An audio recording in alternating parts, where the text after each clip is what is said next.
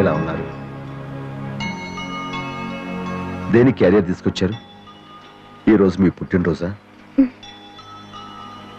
మనసుని చంపుకుని ఒక మనిషిగా పుట్టినరోజు, అక్కగా చచ్చి ఓ ఆడదానిగా పుట్టినరోజు. ఏంటండి అసలేం జరిగింది? మీ తమ్ముళ్లతో నా చెల్లెలు నిశ్చితార్థం జరిగిపోయింది. అంతే కదా, అసలు వాళ్ళిద్దరికి పెళ్లిళ్ళు చేయాలి మనమే కదా అనుకున్నాం. దానికి సంతోషించాలి కానీ ఇలా వరి అవుతారా? భలే ఎవరే, రండి కూర్చోండి, భోజనం చేసి తీరిగ్గా మాట్లాడుకుందాం. క్యారియర్ విప్పకుండానే వాసన గుమగుమలాడిపోతున్నాయి. ఏం తెచ్చారేంటి?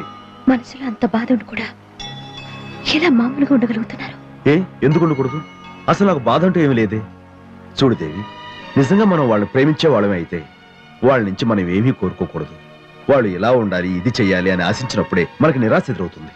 ప్రతి మెతుకు మీద తినేవాడి పేరుంటుందంటారు. మన పేరు మీద ఉన్న ప్రతి మెతుకుని ముద్దగా చేసి వాళ్ళ నోటికి అందించామే.